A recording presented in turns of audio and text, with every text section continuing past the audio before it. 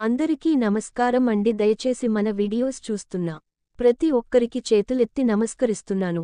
Like and subscribe చేసుకున్నట్లయితే నన్ను కూడా ప్రోత్సహించిన వారవుతారు. ఎవరిని ఎంత నమ్మాలో అంతే నమ్ము మనోళ్లే కదా అని అతిగా నమ్మితే మోసం రుచి చూపించి జీవితంలో కోలుకోలేని దెబ్బతీస్తారు.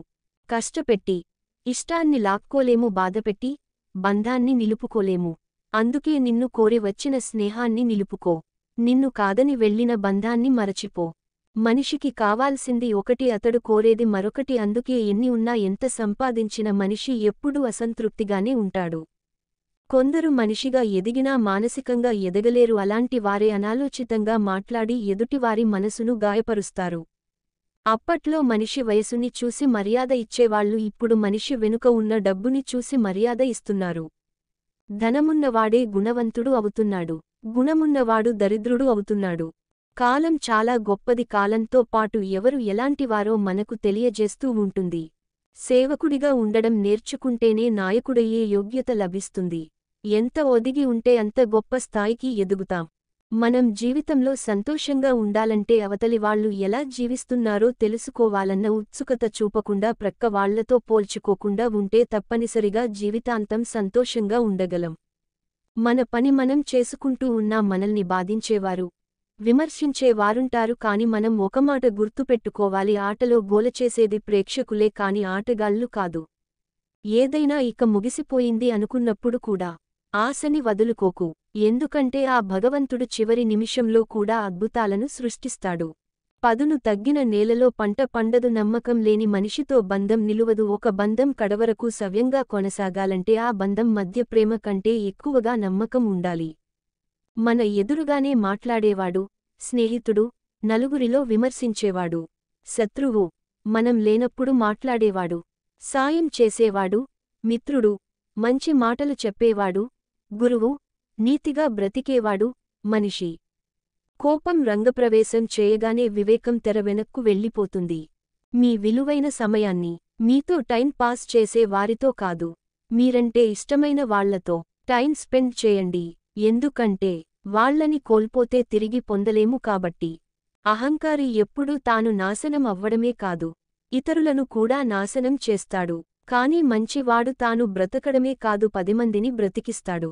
నీ సంతోషాన్ని వేరే వాళ్ల దగ్గర వెతికితే జీవితాంతం వెతుకుతూనే ఉంటావు. నీ సంతోషాన్ని నీలోనే వెతుక్కో, ప్రతిక్షణం సంతోషంగా ఉంటావు.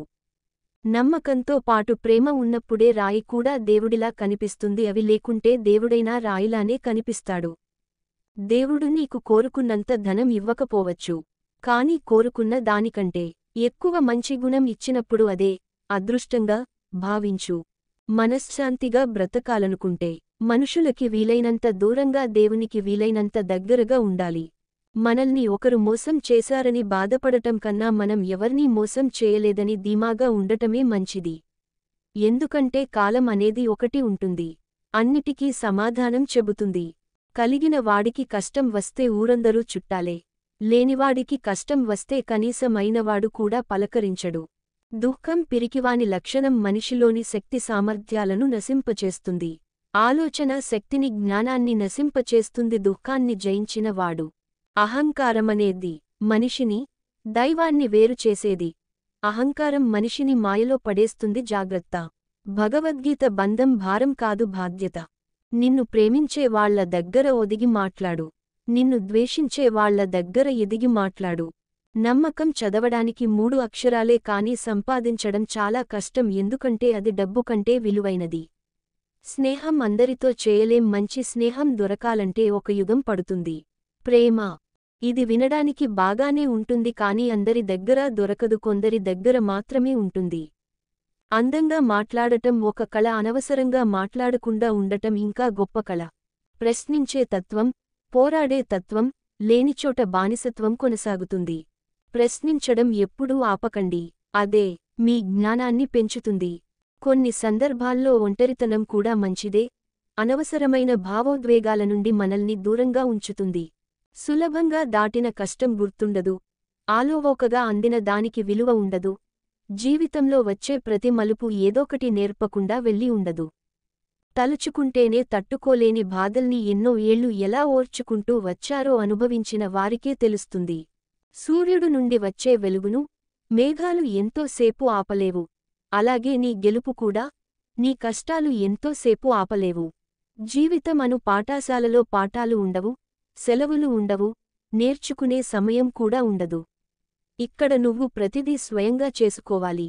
మంచితనం అనేది నటిస్తే వచ్చేది కాదు, పుట్టుకతోనే వచ్చే గొప్ప గుణం. ఎదగాలంటే ఒదిగి ఉండటం నేర్చుకోవాలి. గెలవాలంటే ఓటమిని ఒప్పుకోవడం నేర్చుకోవాలి. సర్దుబాటు లేనిదే జీవితంలో ఏదీ సంపూర్ణం కాదు. శిక్షణ లేకపోతే బుద్ధి నిలకడగా, మనసు ఏకాగ్రతగా ఉండదు. ఏకాగ్రత లేకపోతే శాంతి ఉండదు. శాంతి లేకపోతే సుఖం ఉండదు. మన జీవితం మరొకరి చేతిలో ఆటబొమ్మ కాకూడదు. ఓటమైనా, గెలుపైనా, బాధైనా, బరువైనా, కష్టమైనా, నష్టమైనా మన జీవితం మన చేతుల్లోనే ఉండాలి.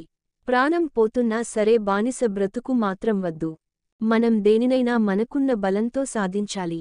అంతేకాని ఎదుటి మనిషిలో బలహీనతను అడ్డుపెట్టుకుని సాధించకూడదు. నిన్ను కన్నవారిని ఒంటరి చేసి నువ్వు కన్నవారితో సంతోషంగా ఉంటున్నానని అనుకోకు. రేపు నువ్వు కన్నవారు నిన్ను ఒంటరిని చేసి వారు కన్నవారితో సంతోషంగా ఉంటారు. విలువైన మాటల వెనుక బరువైన బాధలు, బాధ్యతలు దాగి ఉంటాయి. అలాగే విలువైన మాటకి, విలువైన మనిషికి విలువిస్తేనే నీకు విలువ ఉంటుంది. లక్షల రూపాయలు కట్నం ఇచ్చి మరీ శిక్షలు అనుభవించే జీవిత ఖైదీ స్త్రీ మాత్రమే. భార్య అంటే బానిస కాదు, బాధ్యత. పెళ్లి అంటే బానిసత్వం కాదు, బరువు అంతకన్నా కాదు, మన మీద ఉన్న నమ్మకం. మనల్ని నమ్మి తన కన్నవారిని సైతం విడిచి, నా అనుకునే వాళ్లకు దూరంగా, మన కోసం తన ప్రపంచాన్నే మార్చుకుని, మనతో తన జీవితాన్ని పంచుకోవడానికి వచ్చిన జీవిత భాగస్వామికి మనం ఏమిచ్చి రుణం తీర్చుకోగలం? వాళ్ల కనులకు కన్నీరు అంటే ఏంటో తెలియకుండా చూసుకోవడం తప్ప. ఎంత దొరికినా అసంతృప్తి పడేవాడు ఎప్పటికీ బాగుపడడు. మనం ఉన్నచోటనే ఉండి మన జీవితం మారిపోవాలి. అంటే ఎలా? జీవితం మారాలంటే ముందు మనం మారాలి. నిరాశ నుంచి ఆశ వైపుకు, నిరుత్సాహం నుంచి ఉత్సాహం వైపు అడుగులు పడాలి. మన ఆలోచన మారితే తప్ప ఎవరూ మారితే మన జీవితం మారదు. ఒకే రోజులో నువ్వు గొప్ప స్థాయికి ఎదగలేవు. పెద్దగా ఆలోచించు, చిన్నగా మొదలుపెట్టు. మాట అన్నవాడు మరిచిపోతాడేమో కానీ విన్నవాడు మాత్రం ఎప్పటికీ మరిచిపోడు. అందుకే ఎవరినైనా ఒక మాట అనే ముందు ఆలోచించండి. మనం ఏమిటి అన్నది ఒకరికి తెలియాలి అంటే సాయం చేసి చూడాలి. ఒకరేమిటి అన్నది మనకు తెలియాలి అంటే సాయం అడిగి చూడాలి. కొన్ని బంధాలు ఎంత అందంగా ఉంటాయంటే మనల్ని మోసం చేసి బాధించే వరకు కూడా వారి అసలు రూపాన్ని వెలుతురులో కూడా గుర్తించలేం. విలువైనది ఎప్పుడు ఆ విలువ తెలియని వాళ్లకి దొరుకుతుంది, అది వస్తువైనా విలువైన బంధమైనా. కొన్నిసార్లు ఏడ్చిన రోజులను గుర్తుస్తే నవ్వొస్తుంది, కొన్నిసార్లు నవ్విన రోజులను గుర్తు తెచ్చుకొని ఏడుస్తాం. అదే జీవితం.